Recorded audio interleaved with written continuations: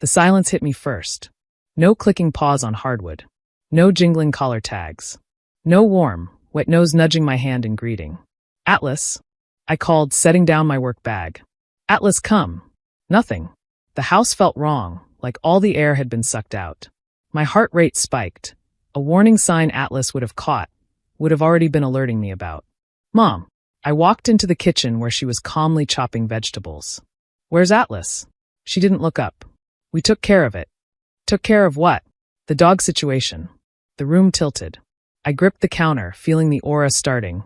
That strange metallic taste, the shimmer at the edge of my vision that meant I had maybe 90 seconds before the seizure hit. "Where is my service dog?" Mom finally looked at me, and her expression was so casual it made my blood freeze. "Your sister's afraid of dogs. We took him to the shelter this morning. Family comes first." "The shelter?" My voice came out strangled. "You gave away my medical equipment?" Dad walked in, already in his post-work bourbon routine. "Don't be dramatic, Zara. It was just a dog. Just a dog. Atlas, who'd detected over 200 seizures in 3 years. Who'd saved my life countless times. Who'd given me independence, a career, a life outside these walls. He's a service dog," I said, the words feeling thick. The aura was getting stronger. "I have papers. He's prescribed medical equipment. I had 3 seizures this week." "Because you depend on that animal too much," Mom interrupted. "Maybe now you'll learn to manage without it." "I have epilepsy. I don't manage without him. He keeps me alive." "Your sister's been having panic attacks," Dad said, like that explained everything. "The doctor says her fear of dogs is a real phobia. We couldn't have her visiting with that beast here." "Then she doesn't visit." The shimmer was spreading. I needed to get to the ground, needed to get safe, needed Atlas to help position me so I wouldn't hurt myself when— "She's your sister," Mom said firmly. "She needs our support during the divorce." "Layla." "Of course." My older sister who'd developed her phobia the same week I'd gotten Atlas. Who'd spent 3 years making every family gathering about her fear, her needs, her drama. Who was getting divorced because she'd cheated with 3 different men, but somehow that was being reframed as a mental health crisis requiring everyone's accommodation. "Which shelter?" I managed to ask, already pulling out my phone. "Does it matter?" They said he'd be adopted quickly. Well-trained dogs always are. I dialed 911, my hands shaking so badly I could barely hit the numbers. 911, what's your emergency?" "My medical service dog has been stolen. I'm epileptic and about to have a seizure. I need—" That's when the world exploded into electrical chaos. I woke up in the hospital, my tongue swollen, my muscles screaming, and 4 in my arm. The EMT, a kind woman named Denise, was finishing paperwork. "Welcome back," she said gently. "You had a grand mal seizure. Pretty bad one." "My dog. I heard you on the call. Police are already investigating. Your parents told them they surrendered the dog because your sister is afraid of dogs. He's my service dog. I have documentation."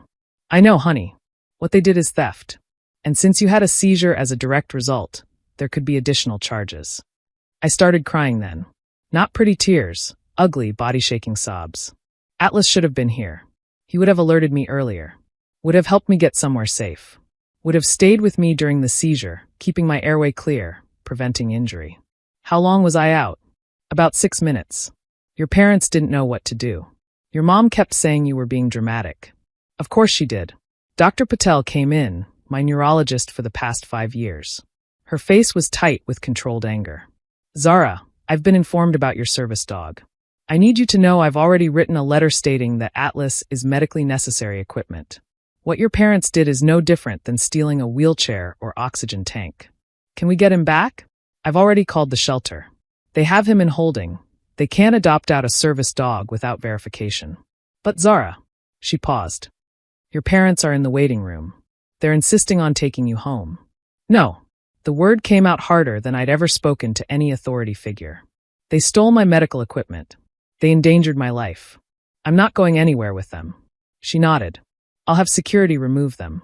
Do you have somewhere safe to go?" I thought of my apartment, the one I'd been saving for, so close to finally having enough for the deposit. "I'll figure it out." "There's more," Dr. Patel said gently. "The stress of this situation, the seizure. I'm mandating you can't be alone for 48 hours. No driving for a month. And we need to adjust your medications." Everything I'd worked for, my independence, my job, my life, crashing down because my parents decided Layla's fake phobia mattered more than my real disability. A knock at the door interrupted us. A police officer entered, notebook ready. "Miss Grant? I'm Officer Williams. I need to take your statement about the theft of your service dog." Theft. Hearing it officially labeled made it real. I told him everything. How I'd gotten Atlas 3 years ago after a seizure at work had nearly killed me. How he was trained to detect seizures, get help keep me safe during episodes. How my parents had keys to my place for emergencies, but had used them to steal him while I was at work. "Your mother claims the dog was aggressive toward your sister," he said. I pulled out my phone, still cracked from the fall. "Here's 3 years of videos. Atlas with kids, with other animals, in public spaces. He's passed every behavioral test required for service dogs. And here," I scrolled frantically, "here's the video from last Christmas. Layla petting him. No fear." Officer Williams watched the video of Layla laughing as Atlas did his tricks, calling him such a good boy. Not a trace of phobia in sight. "She seemed fine there," he noted. "The fear started when she realized Atlas got me more attention than her anxiety did. It's always been about control with them." He took more notes, then looked up. "The shelter confirmed they have Atlas. We can retrieve him, but there's paperwork. And your parents are claiming ownership. I have all his papers. Registration, medical necessity letters, training certificates, vet records. Everything's in his folder at my apartment. We'll need those.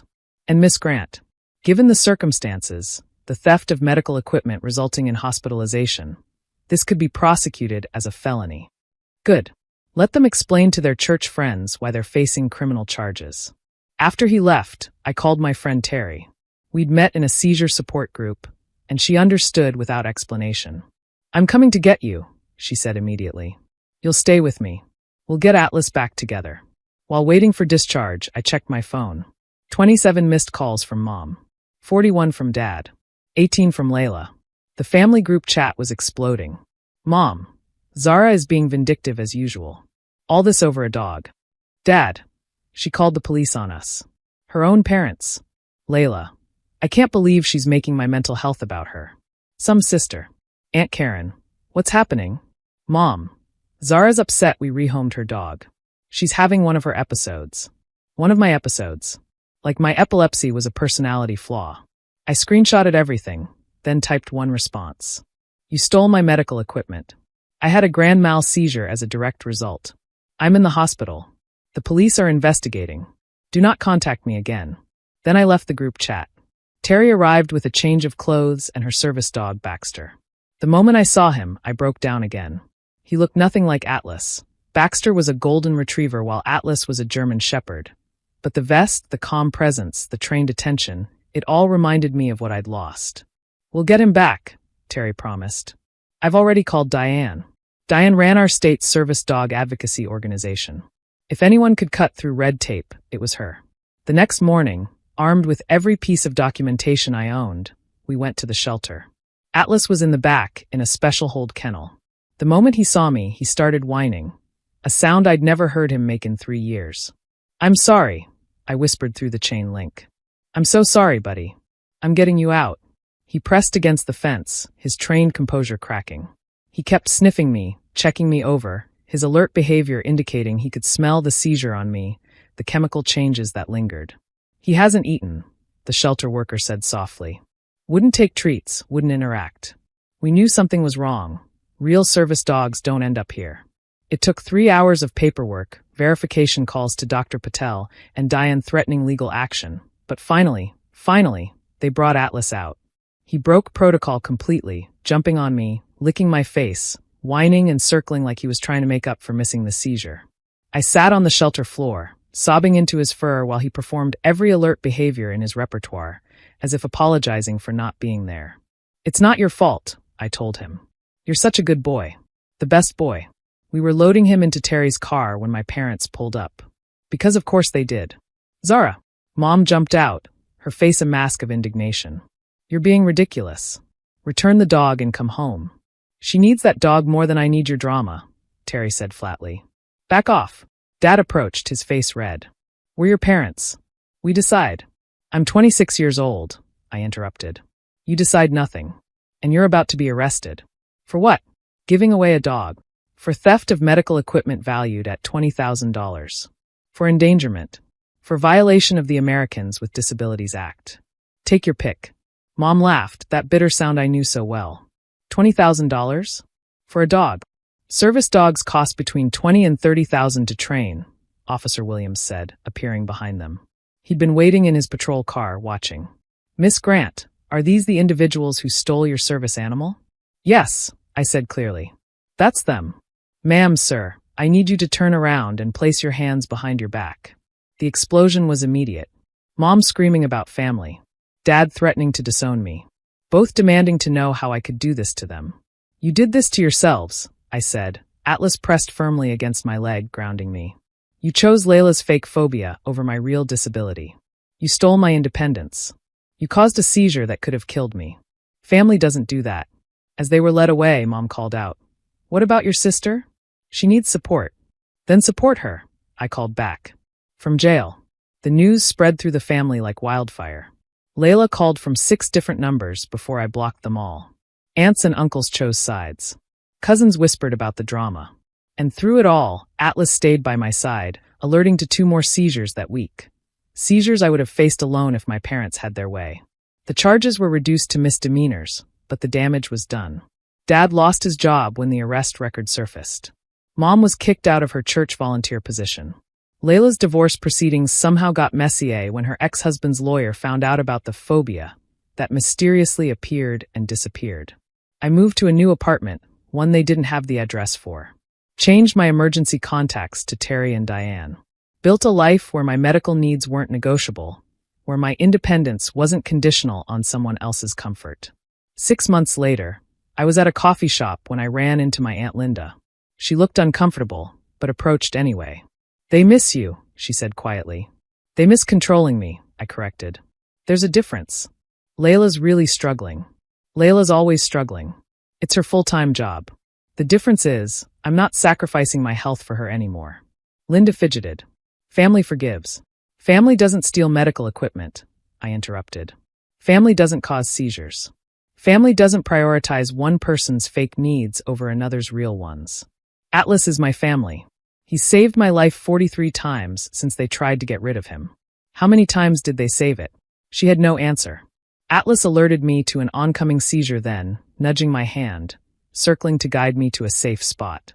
As I sat down, letting him do his job, the job my parents tried to take away, I realized something. They'd said family comes first. They were right. Atlas was my family. He came first. And he always would.